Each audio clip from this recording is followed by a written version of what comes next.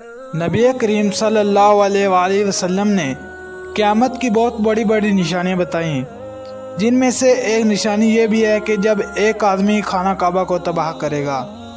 خانہ کعبہ کو کب اور کون تباہ کرے گا؟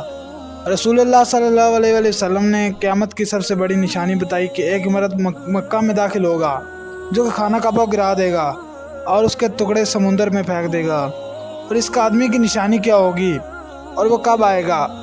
ناظرین گرامی، خانہ کعبہ اللہ کا گھر ہے اور اللہ اس کی حفاظت کی ذمہ بھی خود لیا ہے، لیکن یہ قیامت کی نشانیوں میں سے ایک نشانی ہے کہ ایک شخص خانہ کعبہ کو گرائے گا۔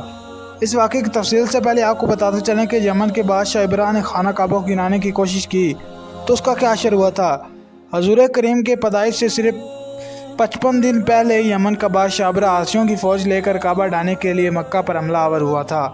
اس کا سبب یہ تھا کہ ابرہ نے یمن کا دارالسلطنت صنعا میں ایک بہت ہی شاندار اور عالیشان گرجا بنایا اور یہ کوشش کرنے لگا کہ عرب کے لوگ بجائے خانہ کعبہ کے یمن آ کر اس گرجا میں حج کیا کریں۔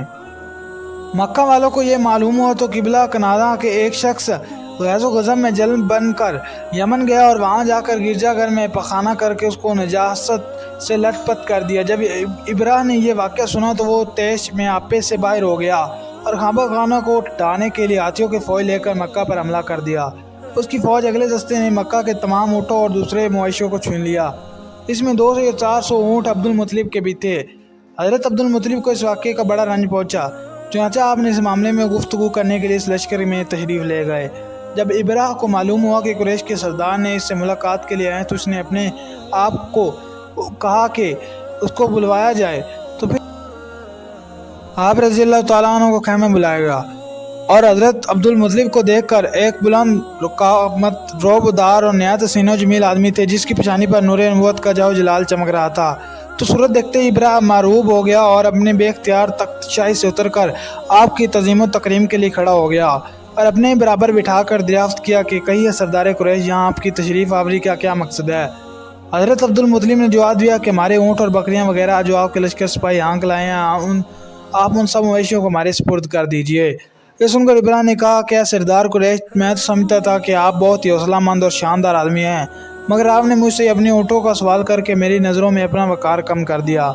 اونٹ اور بکریوں کی حقیقت یہ کیا ہے؟ میں تو آپ کو کعبہ توڑ پھوڑ کر برباد کرنے کے لیے آیا ہوں۔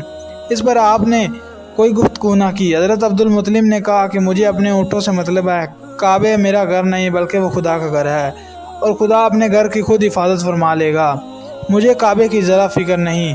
یہ سن کر ابرہ نے اپنے فرعونی لہجے میں کہنے لگا کہ سردار مکہ، سن لیجئے، کعبہ کو ڈھا کر اس کی اینٹ سے اینٹ بجا دوں گا اور روئے زمین میں سے اس کا نام و نشان مٹا دوں گا، کیونکہ مکہ والوں نے میرے گرجا گھر کی بڑی بے حرمتی کی ہے، اس لیے میں اس کا انتقام لینے کے لیے کعبہ کو مسمار کرنے دینا ضروری سمجھتا ہوں۔ حضرت عبد المطلب نے فرمایا کہ پھر آپ جانیں اور خدا جانے، میں آپ سے سفارش کرنے والا کون؟ اس گفتگو کے بعد ابرہ نے تمام جانوروں کو واپس کر دینے کا حکم دیا اور عبد المطلب تمام اونٹوں اور بکریوں کو لے کر واپس اپنے گھر چلا گیا اور مکہ والوں کو جا کر کہا کہ تم لوگ اپنے مال مویشی کو لے کر مکہ سے باہر نکل جاؤ اور پہاڑوں کی چوٹیوں میں جا کر آباد ہو جاؤ اور چھپ کر وہاں پناہ لے لو۔ مکہ والوں نے یہ کہا کہ پھر خود اپنے خاندان کے چند آدمیوں کے ساتھ لے کر خانہ کعبہ میں گئے۔ دروازے کا حلقہ پکڑ کر انتہائی بے قراری اور گریہ ورزی کے ساتھ دربار الہی میں اس طرح دعا مانگنے لگے کہ اللہ، بے شک ہر شخص اپنے اپنے گھر کی حفاظت کرتا ہے، لہذا تو بھی اپنے گھر کی حفاظت فرما اور سلیب والوں کے بیچاریوں یعنی پجاریوں یعنی عیسائیوں کے مقابلے میں اپنی اطاعت شعاری کی مدد فرما۔ حضرت عبد المطلب نے یہ دعا مانگی، اپنے خاندان والوں کو ساتھ لے کر پہاڑ کی چوٹی پر چڑھ گئے اور خدا کی قدرت کا جلوہ دیکھنے کے لیے ابراہیم صبح خوابہ کو اپنے لشکر اور جرار ہاتھی کی قطار کے ساتھ آگے بڑھا اور مقام مغمس میں پہنچا تو خود اس کا ہاتھی جس کا نام محمود تھا ایک دم بیٹھ گیا اور ہر چند مارا اور بار بار للکارا مگر ہاتھی نے نہیں اٹھا۔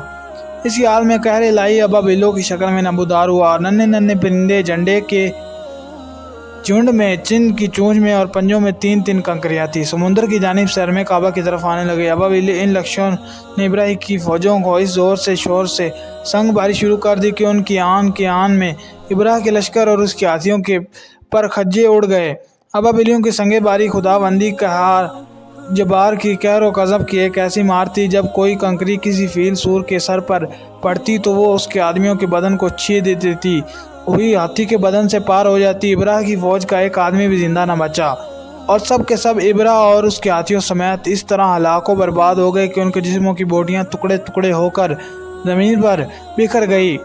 चुनाचा कुरान मजीद में सूरह फील में खुदावंदे क़ुद्दूस ने इस वाक़े का जिक्र करते हुए फरमाया, यानी ऐ महबूब, क्या आपने नहीं देखा कि आपके रब ने इन हाथी वालों का क्या हाल किया? इनके दाऊं के तबाही में न डाला और उन पर परिंदों की टुकड़ियां भेजी ताकि उन्हें कंकर करके पत्थरों से मारा तो उन्होंने छिपाए हुए भूस जैसा बना डाला। जब इब्राहिम और इसके लश्कर का ये अंजाम हुआ तो अब्दुल मुत्तलिब पहाड़ से नीचे उतरे और खुदा का शुक्र किया। इनकी इस करामत और दूर दूर तक चर्चे होने लगे और तमाम अहले अरब इनको एक खुदा रसीदा बुजुर्ग की हैसियत से काबिल एहतराम समझने लगे। नाज़रीन गिरामी, हम आपको इस वाक़े के बारे में बताते हैं जो क़यामत के नज़दीक पेश आएगा और जिसके बारे में रसूल करीम हज़रत मोहम्मद सल्लल्लाहु अलैहि वसल्लम ने फरमाया, अल्लाह पाक आप सल्लल्लाहु अलैहि वसल्लम पर यह खास करम था कि आप सल्लल्लाहु अलैहि वसल्लम को अल्लाह पाक ने तमाम मालूम अता फरमाए जिनका तसव्वुर इंसानी जहन के कभी नहीं कर सकता। जो बात हमारे नबी ने फरमा दी वो पूरी होकर रहेगी। अल्लाह पाक इरशाद फरमाते हैं, और वो कोई बात अपनी ख्वाहिश से नहीं करते, वो तो नहीं मगर वही जो उन्हें की जाती है। अल्लाह के इल्म के समुंदर के मुकाबले में नबी करीम का इल्म एक कतरा है, मगर आप सल्लम का यह कतरा तमाम मखलूक के लिए एक समुंदर के बराबर है। ये बात सच है कि हम आप सल्लल्लाहु अलैहि वसल्लम के इल्म बारे में अंदाज़ा भी नहीं लगा सकते। अल्लाह की ज़ात तो बहुत वसी है और हम इसका अंदाज़ा किस तरह लगाएंगे। आप सल्लल्लाहु अलैहि वसल्लम ने अपने पहले गुजरे हुए अंबिया कराम और उनकी उम्मतों के साथ आने वाले वक्तों के बारे में भी अपनी उम्मत को आगाह कर दिया। मुहद्दिसीन और मुफस्सिरीन का कहना है कि जब क़यामत आने वाली होगी तो खाना काबा गिराए जाने का वाक़या पेश आएगा। जिन लोगों ने इसके बारे में इल्म है उनको इस बारे में हदीस मुबारका की रोशनी में बताते हैं। खाना काबा अल्लाह पाक की निशानियों में से एक अजीम और शान निशानी है। जब तक खाना काबा कायम है इस वक्त दुनिया भी कायम व दायम रहेगी। जब खाना काबा को गिरा दिया जाएगा तो तब क़यामत रूनुमा हो जाएगी। क़यामत के करीब एक बदबख्त हबशी खाना काबा को गिराएगा, फिर क़यामत आएगी। उस कमीने हबशी के बारे में नबी करीम सल्लल्लाहु अलैहि वसल्लम ने इरशाद फरमाया, उस हबशी की शक्ल सूरत ऐसी होगी कि वो छोटी पंदलियों वाला हबशी खाना काबा को गिराएगा। जब बुखारी शरीफ में लिखा हुआ है कि रसूल करीम सल्लल्लाहु अलैहि वसल्लम ने फरमाया, गोया मैं उस हबशी को देख रहा हूँ, वो काला और चौड़ी टांगों वाला है, काबा के पत्थर और ईंटों को उखाड़ कर फेंक दे रहा है। बुखारी शरीफ में है कि कुर्बे क़यामत वो के वक़्त हज़रत ईसा अलैहिस्सलाम के पर्दा करने के बाद जब लोगों की सीनों से कुरान पाक उठा लिया जाएगा, उस वक़्त वो बदबख्त हबशी खाना काबा को गिराएगा। इस हदीस में लफ्ज़ फ़हज का इस्तेमाल हुआ है और अफ़हज वो है जो अकड़ता हुआ चले या चलने वाला, इसके दोनों पंजे नज़दीक रहें और दोनों एड़ियों में फासला रहे। वो हबशी मर्दों जो क़यामत करीब खाना काबा को ढाएगा, इसकी शक्ल होगा। दूसरी रवायत में इसके आंखें नीली, नाक पीली होगी और पेट बड़ा होगा। इसके साथ लोग होंगे और वो काबा का एक पत्थर उखाड़ डालेंगे और समुंदर में ले जाकर फेंक देंगे। ये क़यामत के बिल्कुल नज़दीक होगा। यहाँ बात भी ये नशीन रहे कि इनकी क़यामत की निशानियों के मुतालिक रवायात में चंद एक मामूलात तो शख्सियात को छोड़कर उनका ज़ाहिर होने वक़्त हालात व शख्सियात व अक़वाम व आलम का मामला काफ़ी नामालूम है और वाज़ह नहीं कि इस बात पर कोई हतमी राय दी जा सके कि कब कौन कैसे खरूज करेगा। आजकल के सियासी तनाज़र में लोग अक्सर उलमा कराम को भी ये समझ रहे हैं कि बस क़यामत सिर्फ़ चंद सालों या दिहाइयों में आने वाली है। काबा और मस्जिद नबवी को हबशा जंगजू तबाह करेंगे और ये खुद ज़मीन में धंस जाएंगे। आइंदा चंद सालों में इमाम मेहदी और हज़रत ईसा का नज़ूल होगा और मुद्दा ट्राई एंगल से दज्जाल नमूदार होगा और फितना फैलाएगा। यहूदी ईसाई और मुसलमानों की आपस में जंग होगी जो बस चंद दिन की दूरी पर है। हकीकत यह है कि ये सब क्या सराइयाँ हैं जो सादा लोह आम उन्नास को महफूज करने और अमल व जिहाद से दूर करने के लिए की जाती हैं। अगर गहरी निगाह से देखा जाए तो बड़े बड़े फितने तो कई सदियों से पहले ही रूनुमा होना शुरू हो चुके हैं।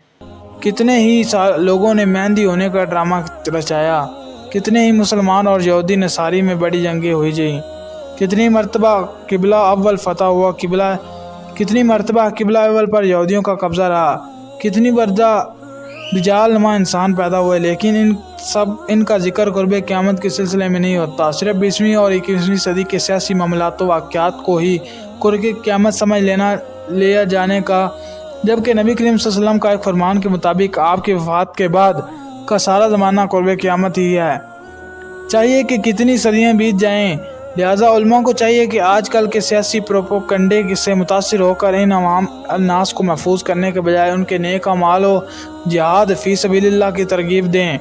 اللہ تعالیٰ سے دعا ہے کہ اللہ ہمیں نیک کام کرنے کی توفیق دے اور برائیوں سے دور رہنے کی ہمت اور توفیق عطا فرمائے، آمین۔ ناظرین گرامی، کمنٹ باکس میں اللہ تعالیٰ کے 99 ناموں میں سے ایک نام ضرور ٹائپ کریں۔